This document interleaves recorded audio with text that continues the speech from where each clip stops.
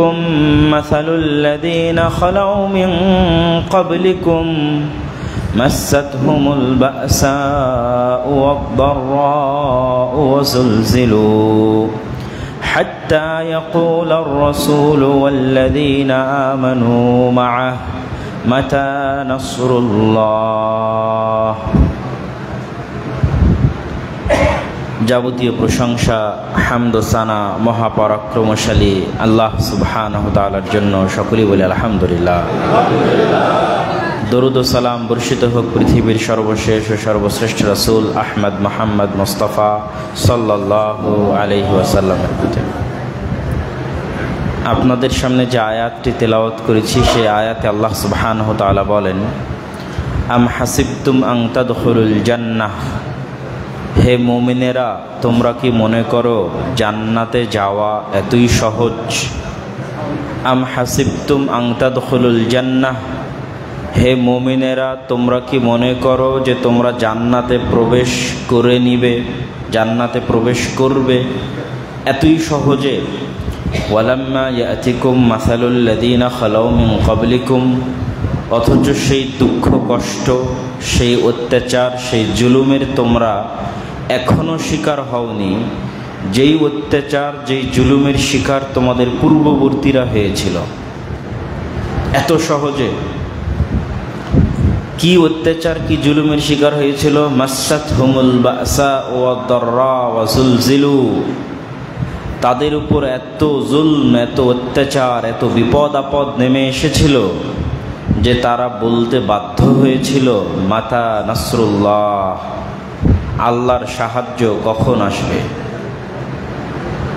তো সেই রকম কোনো দুঃখ কষ্ট জুলমে পা না দিয়েই যদি তোমরা দাবি করো যে আমরা জান্নাতে চলে যাব, তাহলে বুঝতে হবে ঈমান এখনো খাঁটি হয়নি, ঈমানে এখনো ত্রুটি আছে। নাহলে জুলুম আসে না কেন? অত্যাচার হয় না কেন? সমস্যা তৈরি হয় না কেন?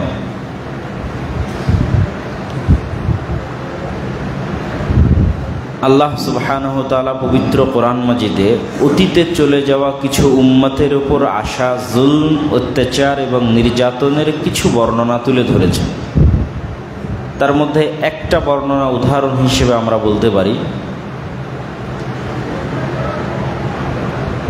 সূরা বুরুজের মধ্যে আল্লাহ তুলে ধরেছেন, ওয়াস-সামা'i যাতিল বুরুজ ওয়াল ইয়াউমিল মাউউদ ওয়া শাহিদিন ওয়া মাশহুদ কুতিলা আসহাবুল উখদুদ।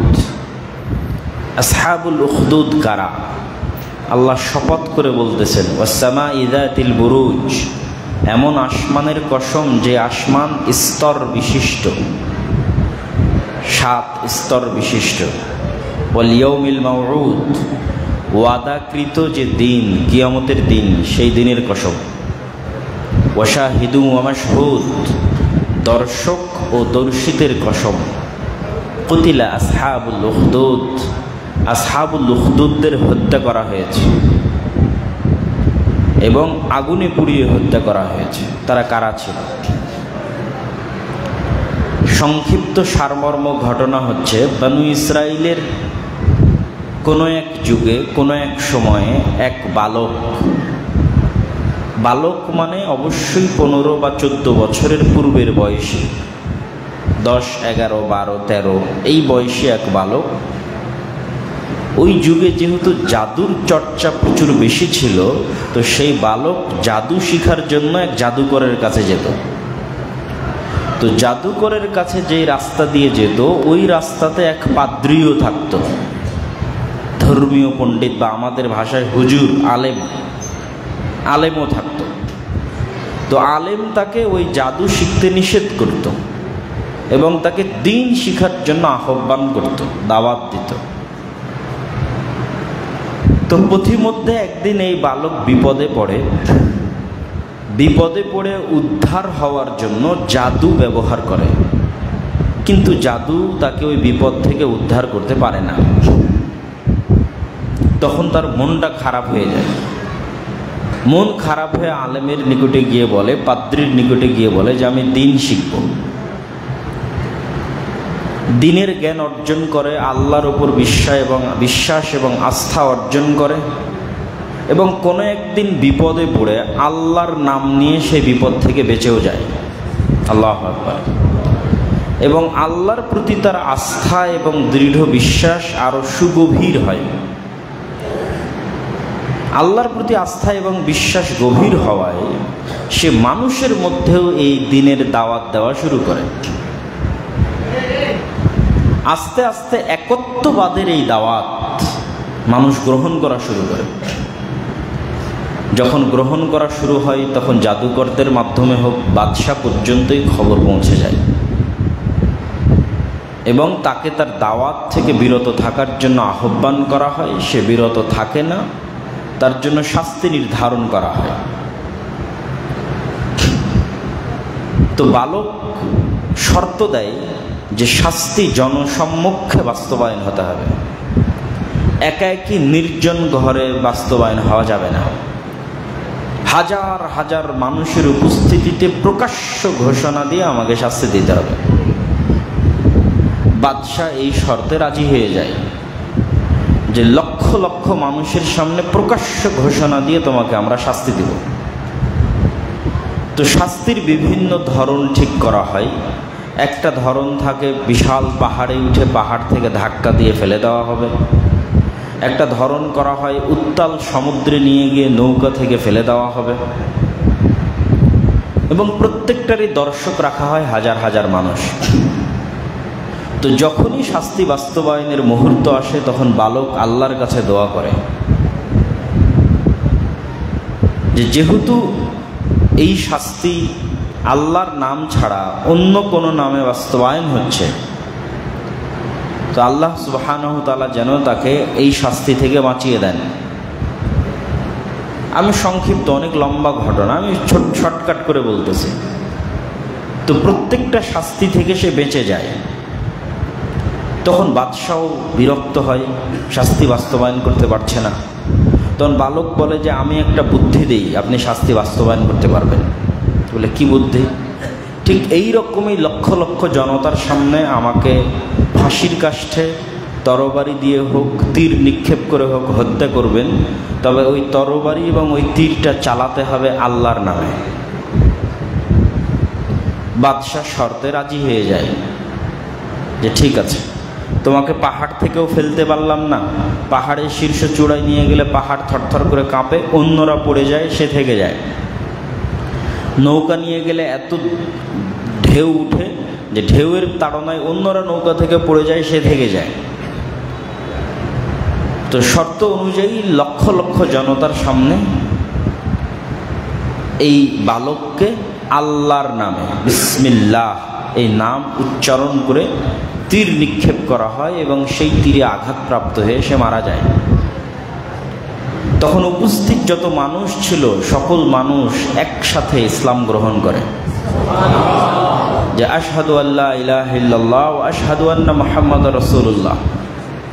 তোমাদের জাদু, তোমাদের প্রভু, তোমাদের মালিক তো এই বালককে শাস্তি দিতে পারল না, কিন্তু যখন এই বালকের প্রতিপালক আল্লাহর নামে শাস্তি দেওয়া হলো তখন তো ঠিকই শাস্তি বাস্তবায়ন হলো।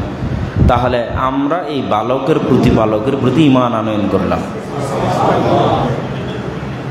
তো পরিবেশ উল্টে যাওয়া দেখে বাদশাহ আরো ক্ষিপ্ত এবং রাগান্বিত হয়ে গেল।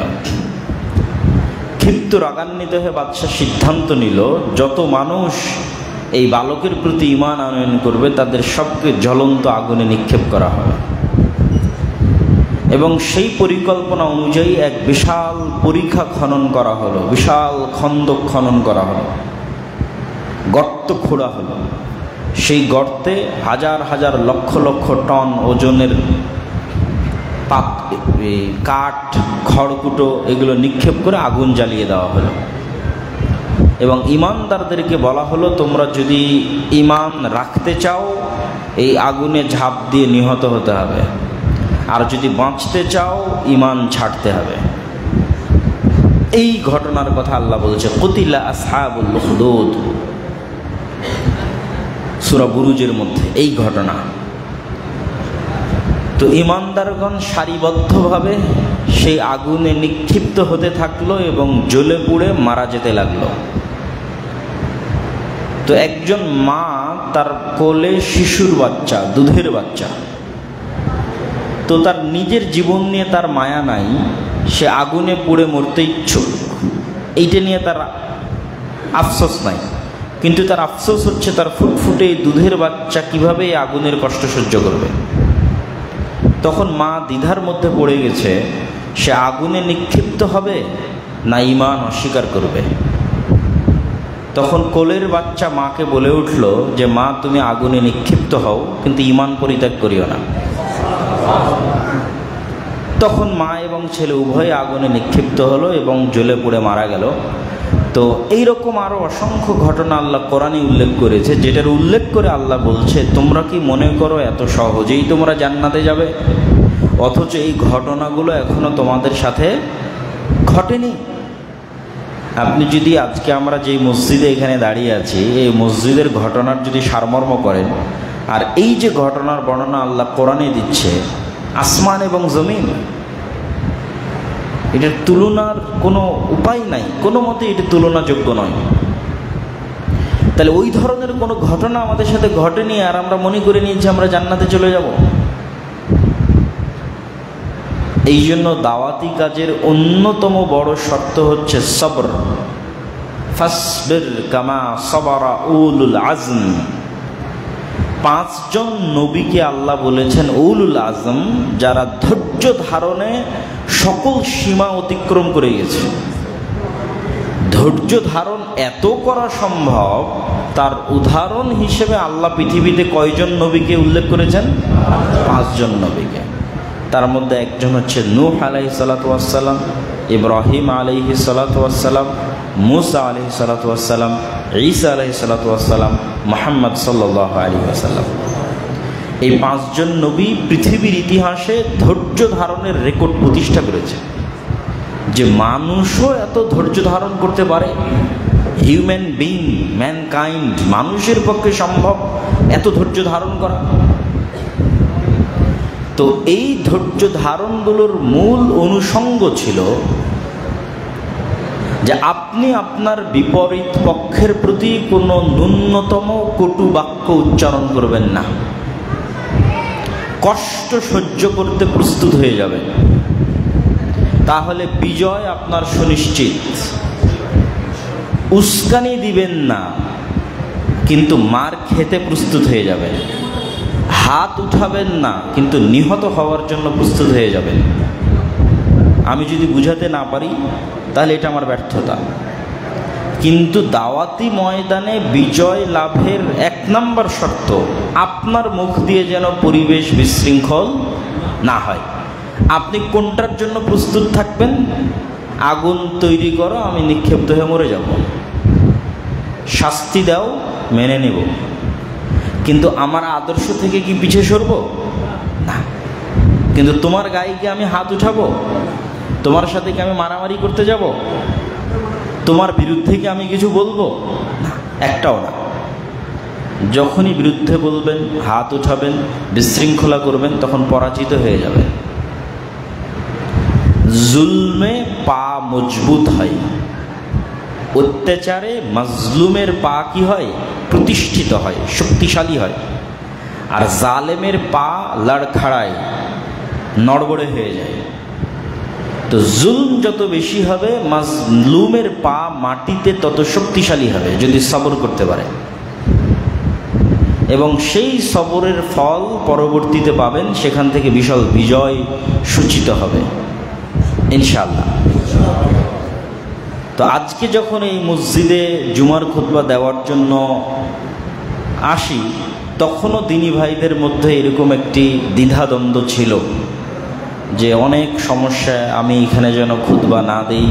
গতকাল থেকেই ফোন দেওয়া হচ্ছে যে আমি যেন এখানে খুতবার জন্য না আসি, এবং আমার পেজে অফিসিয়ালি লিখে দিই যে আমার খুতবার প্রোগ্রাম ক্যান্সেল করা হয়েছে। তো আমি উত্তরে বলেছিলাম যে আমি নিজে থেকে নিজের ব্যক্তিগত কারণে যদি না যেতাম, সেটা আমার পক্ষে বলা সহজ, এবং আমি কোনো কারণে আসতে পারিনি, আসলাম, সেটা ভিন্ন কথা। কিন্তু বাধাগ্রস্ত হয়ে সেখানে উপস্থিত হব না, এইটা অন্তত এই এখন আমরা যে বাংলাদেশকে স্বাধীন বাংলাদেশ বলছি সেখানে অন্তত মেনে নেওয়া অসম্ভব। এই জন্য আমি বলেছি, এবং এখানেও ভাইয়েরা সাক্ষী আছে, যখন গাড়ি থামে তখনও ভাইয়েরা বলছিল যে সব ভাইয়েরা অপেক্ষা করতেছে 10 কিলোমিটার দূরে এক মাদ্রাসায়, সেখানে আমরা খুতবা দেওয়ার জন্য আপনাকে নিয়ে যেতে যাচ্ছি।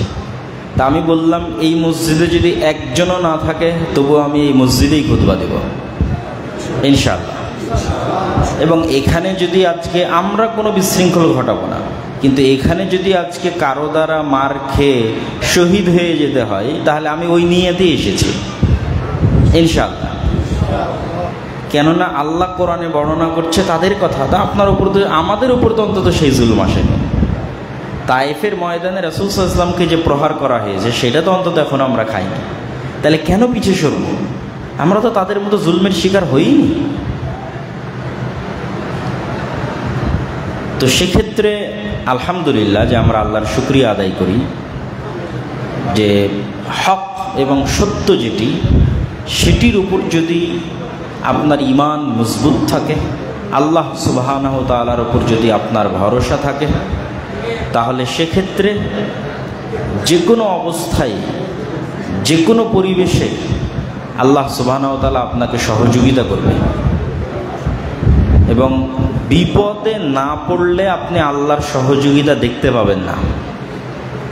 একজন লেখক একটা বই লিখেছিল, আমি আফগানিস্তানে আল্লাহকে দেখেছি। তো আপনার জীবনেও যখন চরম বিপদের মুহূর্ত আসবে এবং আপনি যদি ইখলাসের সাথে অটল থাকেন, তাহলে আপনিও বলতে বাধ্য হবেন যে আমি আল্লাহকে দেখেছি। কিন্তু সেই দেখা পর্যন্ত যেতে তো হবে। আলহামদুলিল্লাহ আমরা আমাদের এই ছোট্ট জীবনে এরকম অসংখ্য সময় এবং এরকম অসংখ্য অবস্থা এবং প্রেক্ষাপট পার করেছি, যে সময় এবং প্রেক্ষাপটে আল্লাহর উপর ভরসা রাখাই আল্লাহ সুবহানাহু ওয়া তাআলা সহযোগিতার রাস্তা করে দিয়েছেন। এবং আল্লাহ সুবহানাহু ওয়া তাআলা সব সময় তার উপর আস্থা রাখার জন্য বলেছেন। আল্লাহ সুবহানাহু ওয়া তাআলার উপর আস্থা মানে কি? আল্লাহ সুবহানাহু ওয়া তাআলার উপর আস্থা অর্থ হচ্ছে আল্লাহ সুবহানাহু ওয়া তাআলা ওয়াকিল। তাওয়াক্কুল শব্দটা ওয়াকিল থেকে এসেছে। ওয়াকিল শব্দের অর্থ হচ্ছে দায়িত্ব দেওয়া।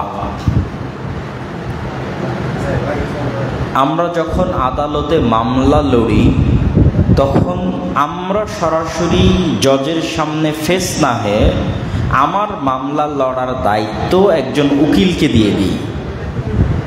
আপনি কিন্তু চাইলে নিজেই সেখানে ফেস হতে পারবেন। যে কোনো নাগরিক তার নিজের মামলা নিয়ে নিজেই জজের সামনে কথা বলতে পারবে, কিন্তু কেউ বলে না, এই জন্য অনেকে জানে না, কিন্তু কথা বলা যায়। কিন্তু আইনের ওই মারপ্যাচ যেহেতু আমরা একটু কম বুঝি, এই জন্য আমাদের পরিবর্তে আমরা উকিল দেই, যে আমার উকিল আমার দায়িত্বপ্রাপ্ত, সে আমার পক্ষ হয়ে এই মামলাটা দেখবে, আমার মামলাটা লড়বে। তো আল্লাহ সুবহানাহু ওয়া তাআলা পবিত্র কোরআনে বারবার বলছেন যে তোমরা আল্লাহকে উকিল বানাও। আল্লাহ সুবহানাহু ওয়া তাআলা হচ্ছেন উকিল, তোমাদের হওয়ার জন্য প্রস্তুত আছেন। তোমরা আল্লাহ সুবহানাহু ওয়া তাআলাকে উকিল বানাও, মানে আল্লাহ সুবহানাহু ওয়া তাআলাকে দায়িত্ব দাও।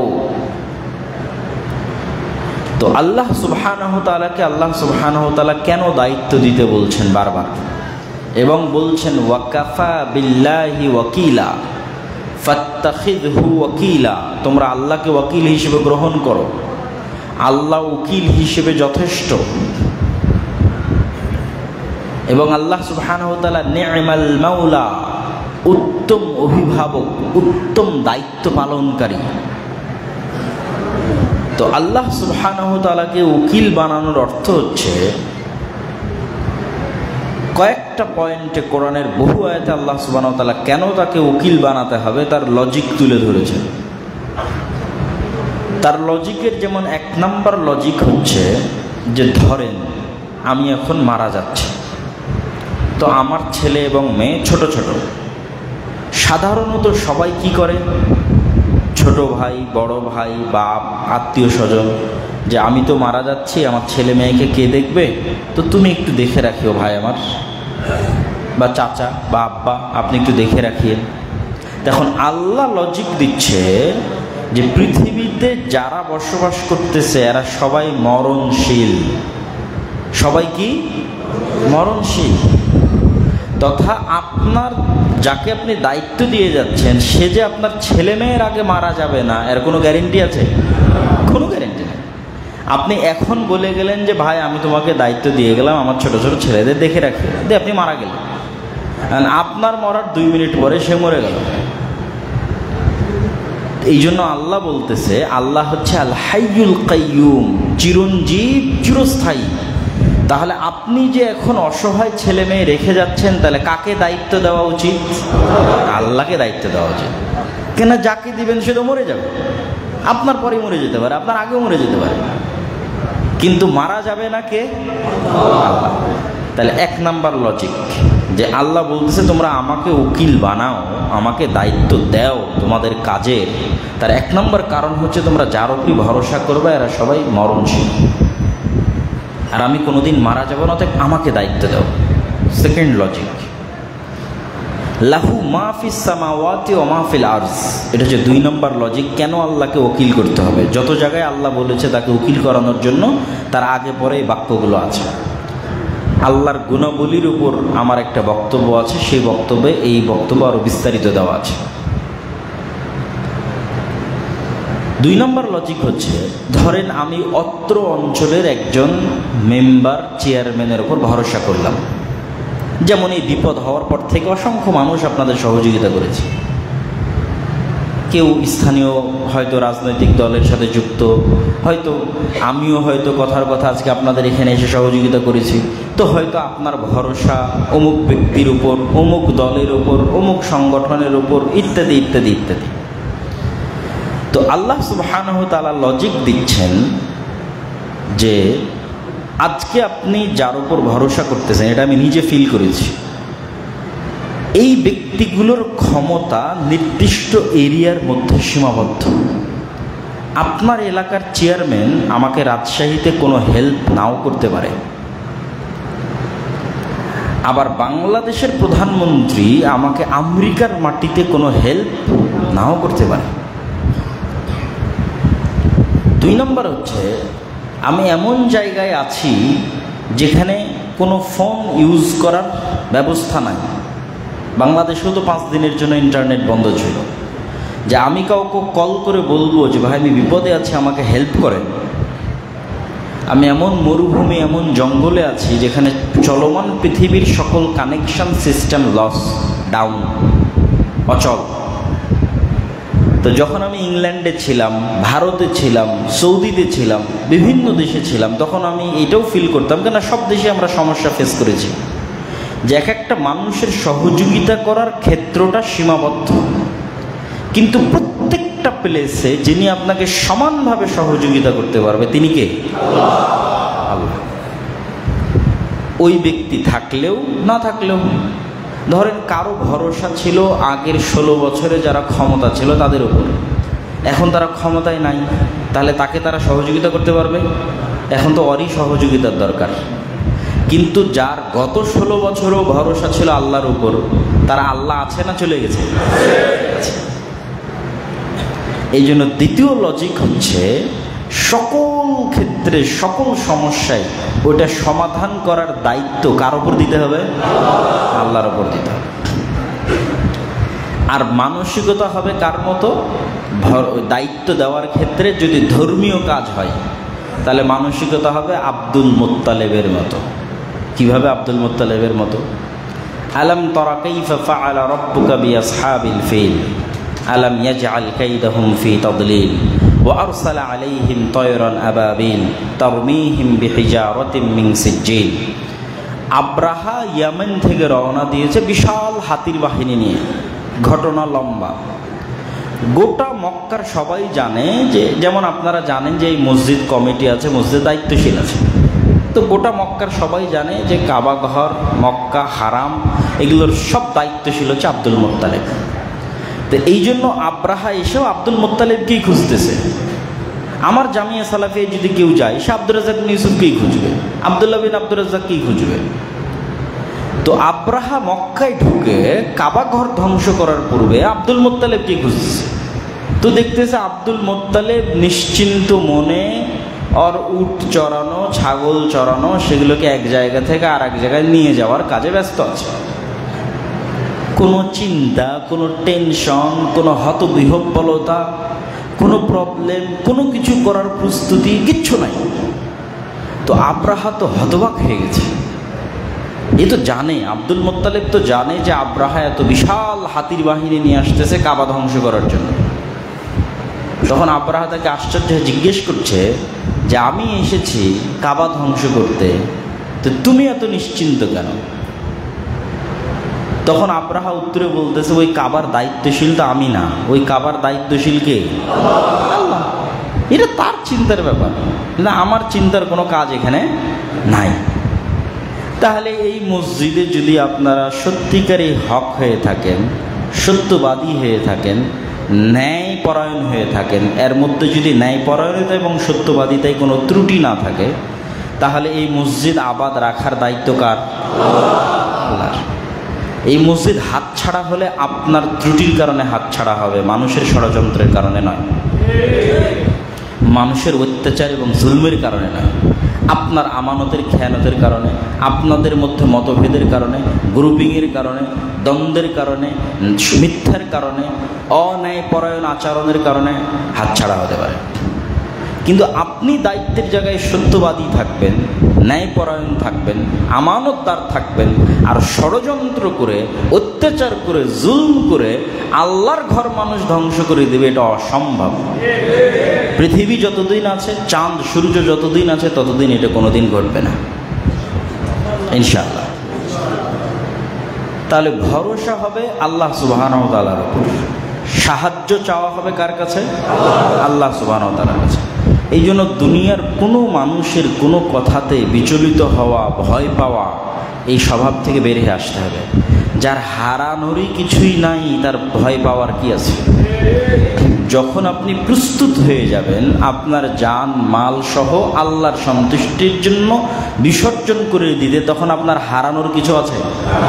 যার কিছু থাকে তার হারানোর ভয় থাকে। তো আমরা তো যেমন রাসূল সাল্লাল্লাহু আলাইহি ওয়াসাল্লামের হাতে যখন বায়আতুর রিদওয়ান হয়, যে হুদাইবিয়ার সন্ধির পূর্বে যখন বায়আতুর রিদওয়ান হয়, তখন সবাই এই মর্মে রাসূল সাল্লাল্লাহু আলাইহি ওয়াসাল্লামের হাতে হাত রেখে বায়াত করতেছে যে আমাদের জীবন, আমাদের ধন সম্পদ সব কিছু আল্লাহর রাস্তায়। তো যখন আপনি একবার কনফিডেন্টলি ডিসিশন নিয়ে নেবেন যে আপনার জীবনের মালিককে, আপনার সন্তান সন্ততির মালিককে, আপনার ধন সম্পদের মালিককে, এটা কিন্তু আল্লাহ কোরআনে বলেছে, ইন্না লিল্লাহি ওয়া ইন্না ইলাইহি রাজিউন। বিপদে পড়লে কেন এই বাক্য বলতে হয়, এই বাক্যের অর্থটা সেটার প্রমাণ যে কেন বিপদে পড়লে এই বাক্য বলতে হয়। আমার ছেলে মারা গেছে, আল্লাহ বলছে তুমি বলো ইন্না লিল্লাহি ওয়া ইন্না ইলাইহি রাজিউন। আমার 50,000 টাকা হারিয়ে গেছে, তুমি বলো ইন্না লিল্লাহি ওয়া ইন্না ইলাইহি রাজিউন। মেসেজটা কি? মেসেজটা হচ্ছে আমি নিজেই তো নিজের মালিক না। আমি কার? ইন্না লিল্লাহ। আমি নিজেই আমার মালিক না। আমার হার্ট আমার কথায় চলে না, আমার কিডনি আমার কথা শোনে না, আমার লিভার আমার কথা শোনে না, এগুলো একটাও কিন্তু আমাদের কথা শোনে না, সরাসরি আল্লাহর আদেশে চলে। আমি যদি ভাত খেয়ে ওকে বলি যে তুমি এটা প্রোটিন হিসেবে গ্রহণ করো, জীবনেও গ্রহণ করবে না। আর গোস্ত খেয়ে যদি বলি তুমি এটাকে শর্করা হিসেবে গ্রহণ করো, গ্রহণ করবে না। ওকে আল্লাহ যেভাবে সেট আপ করেছে সেভাবে চলবে। তাহলে এগুলো একটারও মালিক আমরা না, এগুলোর মালিক কে? আল্লাহ। ওয়া ইন্না ইলাইহি রাজিউন। আর আমরা একদিন আল্লাহর কাছেই ফিরে যাব। তাহলে মেসেজ কি হলো? যখন আমি নিজেই নিজের মালিক না, তাহলে আমার টাকা পয়সারও কি আমি মালিক? আমার ছেলে মেয়ের কি আমি মালিক? আমি কি নিজে ওদেরকে দুনিয়াতে নিয়ে আসছি? তাহলে তো আমি যদি এখন মারা যাই, ধরেন আমিই মারা গেলাম, আমি কি ঠেকাতে পারবো? তাহলে আমি আমার মালিক না, তার মানে আমার ছেলে মেয়ে ধন সম্পদ কোনো কিছুর মালিক আমি না। তাহলে এগুলো সব কিছুর মালিক কে? আল্লাহ। তাহলে সব কিছু যেন আল্লাহ সুবহানাহু ওয়া তাআলার জন্য, তখন আপনার আর কোনো চিন্তা, টেনশন, কোনো দুঃখ কষ্ট কোনো কিছু আছে? কিচ্ছু থাকবে না। সম্মানিত উপস্থিতি, ধৈর্য ধারণ, আল্লাহর ওপর ভরসা, এবং নিজেদের ন্যায়পরায়ণতা এবং সত্যবাদিতা ঠিক রাখা এবং রাসূলুল্লাহ সাল্লাল্লাহু আলাইহি ওয়াসাল্লামের যে দাওয়াতি আদর্শ, সেই দাওয়াতি আদর্শ অনুযায়ী কাজ করা। যেই দাওয়াতি আদর্শ আল্লাহরও। আল্লাহ সুবহানাহু ওয়া তাআলা কোরআন মাজিদে কখনোই কোনো মানুষকে খোঁটা দিয়ে কথা বলেননি, কখনোই কোনো মানুষকে আঘাত করে কথা বলেননি, ছোট করে কথা বলেননি। উনি ইহুদিদেরকে দাওয়াত দিয়েছেন কোরআন মাজিদে, খ্রিস্টানদের দাওয়াত দিয়েছেন কোরআন মাজিদে, মুনাফিক মুশরিকদের দাওয়াত দিয়েছেন কোরআন মাজিদে, কিন্তু তাদেরকে আঘাত দিয়ে ছোট করে কথা বলা, এটা আপনি কোরআনে খুঁজে পাবেন না। দাওয়াত দেওয়ার সময় আল্লাহর ভাষা সম্মানজনক। যখন ইহুদিদের আল্লাহ দাওয়াত দিয়েছেন, আল্লাহই কোরআনে বলছে ইহুদিরা অভিশপ্ত, কিন্তু যখন তাদেরকে দাওয়াত দিয়েছেন তখন এত সম্মান দিয়ে বলেছেন, ইয়া বানি ইসরাঈল আযকুরু নি'মাতি আল্লাতী আন'আমতু আলাইকুম। হে ইসরাইলের সন্তানেরা, মানে ইয়াকুব আলাইহিস সালামের সন্তানেরা। আল্লাহ তো বলতে পারে হে অভিশপ্তরা, না, হে অভিশপ্তরা বললে তো খোঁটা দেওয়া হয়, এটা প্রতিপালকের শানে যায় না। তিনি সবার প্রতিপালক, তিনি সবার কল্যাণ চান, তিনি চান যে সবাই সঠিকটা গ্রহণ করুক। তাহলে তিনি কেমনে খোঁটা দিবেন, কেমনে ছোট করে কথা বলবেন? এটা অসম্ভব। এই জন্য আল্লাহ সম্মান দিয়ে বলছে, হে ইয়াকুবের সন্তানেরা, স্মরণ করো সেই দিনের কথা যখন আমি তোমাদের উপর এত এত দয়ার নিয়ামত দিয়েছিলাম। ফেরাউনকে ডুবিয়ে দিয়ে সমুদ্রের মধ্যে রাস্তা তৈরি করেছিলাম, পাথর ফেটে ঝর্ণা তৈরি করেছিলাম, কত দয়া এবং রহমত তোমাদের উপর করেছি। ঠিক যখন আল্লাহ সুবহানাহু ওয়া তাআলা খ্রিস্টানদের দাওয়াত দিচ্ছেন, তখন তাদেরকে আল্লাহ পথভ্রষ্ট বলে ছোট করে খাটো করে দাওয়াত দিচ্ছেন না। আল্লাহ খ্রিস্টানদেরকে বলতেছেন, ইয়া আহলাল কিতাব তাআলাউ ইলা কালিমাতিন সাওয়াআম বাইনানা ওয়া বাইনাকুম। হে কিতাবের অনুসারীরা, তোমরা ওই জাতি যাদের কাছে আল্লাহ কিতাব পাঠিয়েছিল, তার মানে তোমরা সম্মানিত, তোমাদের কাছে কিতাব আছে, ইনজিল, তোমরা ঈসা আলাইহিস সালামের অনুসারী। ঠিক মুসা আলাইহিস সালামকে যখন আল্লাহ ফেরাউনের কাছে পাঠিয়েছেন, তখনও মুসা আলাইহিস সালামকে আল্লাহ বারবার শিখিয়ে দিয়েছেন, মুখের ভাষা হবে নরম, মুখের ভাষা হবে ভদ্র।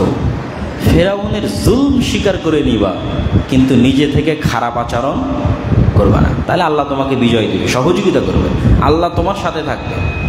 আর যখন তুমি নিজেই দায়িত্ব নিয়ে নিলা যে আমি আর সব কিছু শেষ করে দেবো, ধ্বংস করে দেবো, বা খারাপ আচরণ করবো, তখন আল্লাহ তোমার সাথে আর নাই।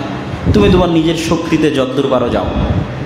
আর যখন তুমি মাজলুম, তখন তোমার সাথে কার শক্তি আছে? আল্লাহর শক্তি। তো আমরা আমাদের দাওয়াতি মানহাজে যেন কখনোই আমরা যাদের মধ্যে দাওয়াতি কাজ করছি তাদের বেশিরভাগই মুসলিম, অজ্ঞতার কারণে, না জানার কারণে ভুলের ওপর আছে। এখন আপনি যদি আপনাকে নবীর জায়গায় চিন্তা করেন, যেখানে নূহ আলাইহিস সালাম থাকলে কি করতেন, মুহাম্মদ সাল্লাল্লাহু আলাইহি ওয়াসাল্লাম থাকলে কি করতেন, মুসা আলাইহিস সালাম থাকলে কি করতেন, ইব্রাহিম আলাইহিস সালাম থাকলে কি করতেন, ওই হিসেবে আপনাকে কাজ করতে হবে, ওই হিসেবে আপনাকে মুখের ভাষা প্রয়োগ করতে হবে, ওই হিসেবে আপনার মধ্যে ব্যক্তিত্ব এবং ভারাত্ব থাকবে। এবং এতটুকু আমি, এটা কোনো ক্ষমতা বা কোনো কিছুর বহিঃপ্রকাশ এটা না, কিন্তু এতটুকু আমি নিশ্চিত করতে পারি যে বাংলাদেশের মধ্যে কোনো অঞ্চলে আহলুল হাদিস বা সালাফিরা যদি নিজে থেকে উস্কানিমূলক কোনো কাজ এবং কথা না বলে, তাদের যেখানেই তারা দাওয়াতি কাজ করছে সেখানকার কোনো কমিউনিটি, কোনো সমাজকে নিজে থেকে উস্কানিমূলক নেগেটিভ ওয়েতে নয়, পজিটিভ ওয়েতে দাওয়াত দিক। নেগেটিভ ওয়েতে কোনো দাওয়াত যদি না দেয় যে তুই মুশরিক, তুই বেদাতি, তুই জাহান্নামী, তুই ইবলিস, নেগেটিভ ওয়েতে যদি কোনো দাওয়াত না দিয়ে, ভাই এইটা তাওহীদ, এইটা সঠিক পথ, এটা আল্লাহর নবীর সুন্নাত, এই দিকে আসেন, এটা পজিটিভ। আর এটা তুই বেদাতি, তুই মুশরিক, তুই জাহান্নামে যাবে, এটা নেগেটিভ। আর এটা যে ভাই এটা সুন্নাত, এটা তাওহীদ, এটা আল্লাহর নবীর আদর্শ, আসেন আমি আপনার কল্যাণ চাই, আমি আপনাকে জান্নাতে নিয়ে যেতে চাই, যদি পজিটিভ ওয়েতে দাওয়াতি কাজ করে, নেগেটিভ উস্কানিমূলক কোনো আচরণ না থাকে, তো আমি আব্দুল্লাহ ইনশাল্লাহ যান জীবন দিয়ে হলেও সেখানে তাদের দাওয়াত যেন অব্যাহত রাখে তার ব্যবস্থা করতে পারবো ইনশাল্লাহ, এতটুকু ভরসা। সেইটা আপনার কেরানীগঞ্জে হোক, সেটা আর যেখানেই হোক,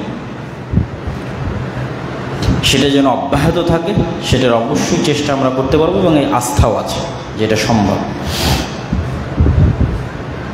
তো আল্লাহ সুবহানাহু ওয়া তাআলা আমাদেরকে, যারা আজকে আমরা এখানে উপস্থিত হয়েছি, তাদের সকলকে আমরা আজকে যে আলোচনাটা করলাম, এই আলোচনা থেকে আমাদেরকে আল্লাহ সুবহানাহু ওয়া তাআলা এতটুকু শিক্ষা নেওয়ার তৌফিক দিক যে আমরা ততদিন জান্নাতে যেতে পারবো না যতদিন না ওই রকম জুলম এবং অত্যাচারের শিকার না হয়েছি যে জুলম এবং অত্যাচারের শিকার আমাদের পূর্ববর্তীরা হয়েছিল। জুলমের মাত্রা এত বেড়ে গেছিল যে তারা বলতে বাধ্য হয়েছিল যে আল্লাহর সাহায্য কখন আসবে। তার শুধু একটা উদাহরণ আমরা আপনাদের সামনে তুলে ধরেছি। আর নবীদের জীবনীতে এরকম অসংখ্য উদাহরণ আছে। মুসা আলাইহিস সালাতু ওয়াস সালামের উপর যখন জাদুকরেরা ঈমান আনয়ন করলো, তখন ফেরাউন সকল জাদুকরকে উল্টা করে ঝুলিয়ে বিপরীত দিক থেকে হাত পা কেটে দিয়েছিল। ডান হাত বাম পা, বাম হাত ডান পা, মানে সম্পূর্ণরূপে লুলা, ন্যাংড়া, ঘোড়া। মানে কত ভয়ঙ্কর রকমের জুলম এবং অত্যাচার হতে পারে। এই অত্যাচারগুলোর মুখোমুখি নবীরা হয়েছে। তাহলে আমাদেরকে যখনই আমাদের উপর অত্যাচার জুলম আসুক, আমরা আগে স্মরণ করব আমাদের অতীতের উম্মতেরা কি কষ্ট, কি অত্যাচার, কি জুলম পার করেছে, কি সমস্যার মধ্যে দিয়ে তারা গেছে। যেমন আপনি যদি ব্যক্তিগত জীবনে কোনো সমস্যা ফেস করেন, এটা গেল দাওয়াতি। ব্যক্তিগত জীবনে কোনো সমস্যা ফেস করলে উদাহরণ নেবেন ইউসুফ আলাইহিস সালামের।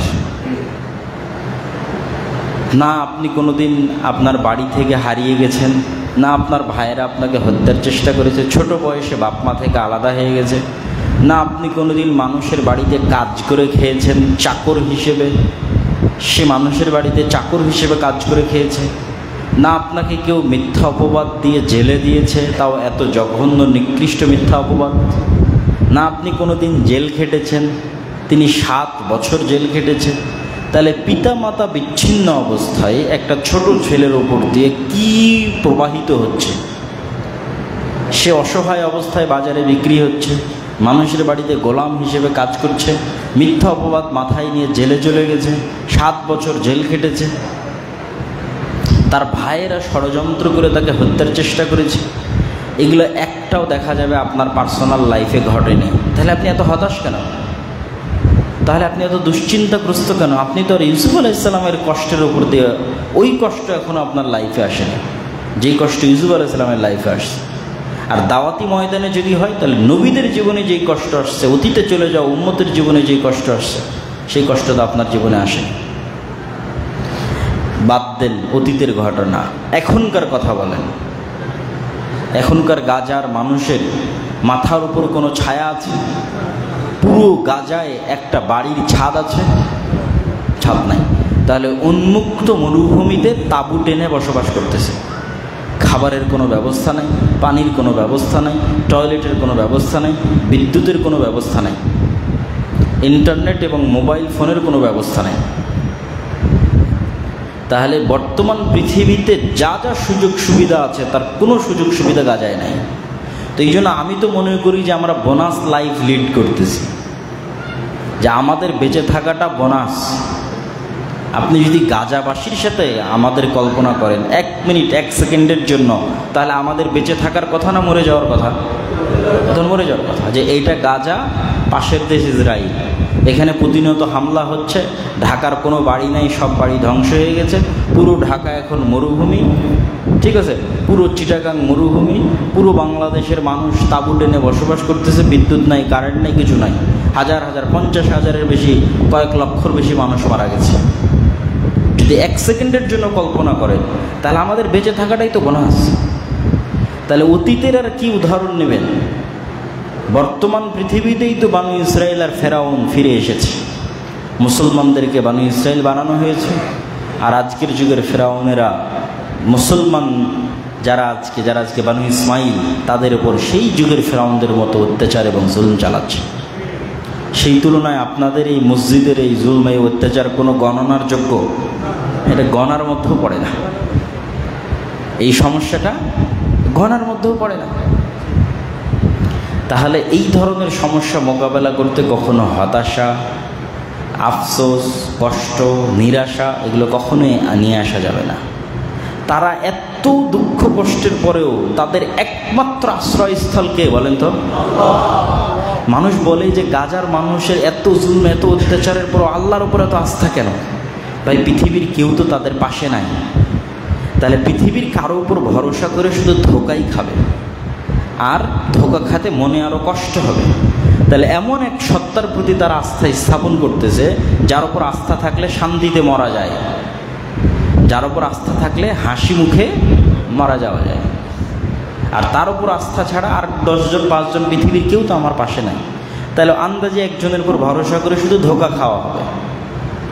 করোনা ভাইরাসের সময় যখন রাজশাহীর করোনা ইউনিটে আমি ছিলাম, তো মানুষের চেহারায় এত হতাশা, এত অস্থিরতা, বাঁচার জন্য এত চেষ্টা, অক্সিজেনের সংকট, তারপরে হাই ফ্লো অক্সিজেন নেবুলা, যেটা খুব স্পিডে যেটা অক্সিজেন যায় সেটার সংকট, আইসিইউর সংকট, কি এক ভয়াবহ পরিস্থিতি। তো সবাই সিরিয়াল দিয়ে আছে তার আত্মীয় স্বজনকে আইসিইউর মধ্যে ঢুকাবে, high flow oxygen nasal cannula সেটাতে নিবে, নর্মাল অক্সিজেনে হচ্ছে না। এই যে অস্থিরতা, তো এই অস্থিরতার জায়গায় আমি এরকম অসংখ্য রোগীকে আমি দেখেছি যে এই কয়েকটা কথা বলতেই ইনস্ট্যান্ট চেহারা চেঞ্জ হয়ে গেছে। ইনস্ট্যান্ট যে অস্থিরতাটা তার মধ্যে বাঁচার জন্য কাজ করতেছে। আমি বলতেছি, দেখেন, মৃত্যু তো নিশ্চিত, আমাদের তো মরতেই হবে। তাহলে মনকে অন্তত বুঝাই মৃত্যু নিশ্চিত এবং মরার জন্য প্রস্তুত হই। তাহলে উপকার দুইটা, এক কি? এই যে মরার জন্য প্রস্তুত হলাম, মরার জন্য প্রস্তুত হলে একটু দোয়া দরুদ পড়বো, একটু ইবাদত কালাম করব, একটু আল্লাহর কাছে সাহায্য চাইবো, ক্ষমা চাইবো, অন্তরটা প্রশান্ত থাকবে। যদি মরে যাই ভালো অবস্থায় মরে গেলাম, আর যদি বেঁচে যায় আলহামদুলিল্লাহ।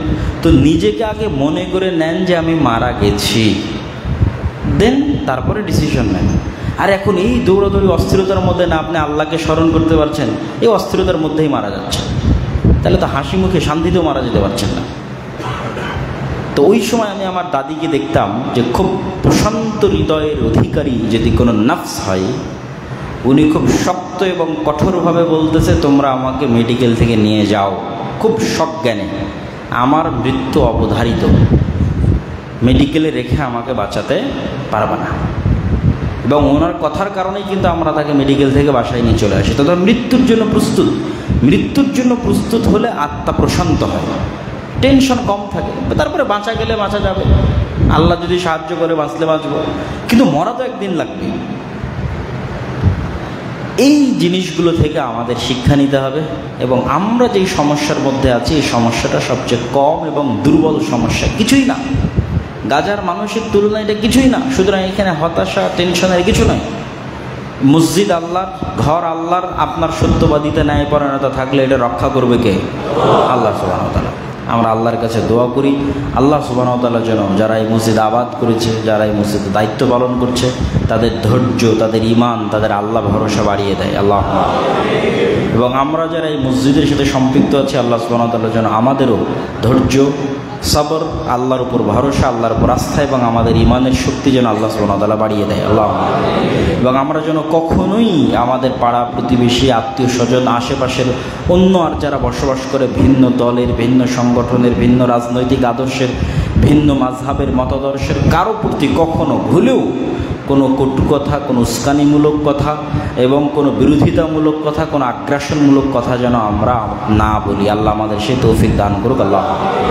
আমরা মাজলুম হওয়ার জন্য প্রস্তুত, কেননা মাজলুমের সাথে কে থাকে? আমরা শহীদ হওয়ার জন্য প্রস্তুত, কেননা মরা তো একদিন লাগবেই। কিন্তু আমরা কারোর প্রতি আঘাত করতে চাই না। আল্লাহ সুবহানাহু ওয়া তাআলা যেন আমাদের এই মসজিদকে এবং আমাদের এই দাওয়াতি কাজকে কবুল করে। আল্লাহ।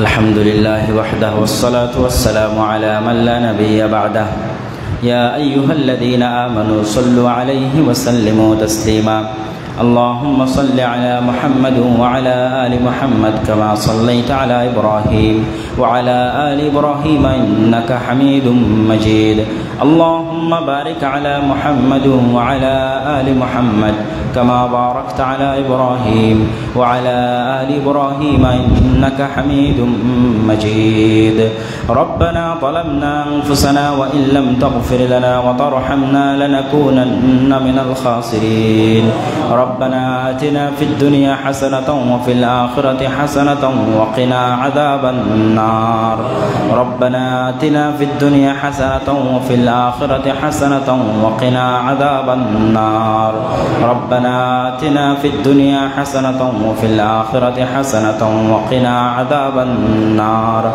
اللهم انصر المسلمين المؤمنين المظلومين المجاهدين في فلسطين اللهم انصر المؤمنين المسلمين المظلومين المجاهدين في فلسطين اللهم انصر المؤمنين المسلمين المظلومين المجاهدين في فلسطين اللهم اخذل اليهود والنصارى والكفرة والمشركين اللهم اخذل اليهود والنصارى والكفرة والمشركين اللهم اخذل اليهود والنصارى والكفرة والمشركين رب ارحمهما كما ربياني صغيرا رب ارحمهما كما ربياني صغيرا رب ارحمهما كما ربياني صغيرا رب ارحمهما كما ربياني صغيرا رب ارحمهما كما ربياني صغيرا اللهم اشف مرضانا ومرضى جميع المسلمين اللهم ارحم موتانا وموتى جميع المسلمين اللهم احفظ بلادنا من كيد الكائدين ومكر الماكرين اللهم احفظ بلادنا من كيد الكائدين ومكر الماكرين اللهم احفظ بلادنا وبلاد سائر المسلمين اللهم احفظ بلادنا وبلاد سائر المسلمين اللهم وفق ولاة أمرنا لما تحب وترضى اللهم وفق ولاة أمرنا لما تحب وترضى اللهم وفق ولاة أمر جميع المسلمين لما تحب وترضى سبحانك رب العزة عما يصفون وسلام على المرسلين والحمد لله رب العالمين.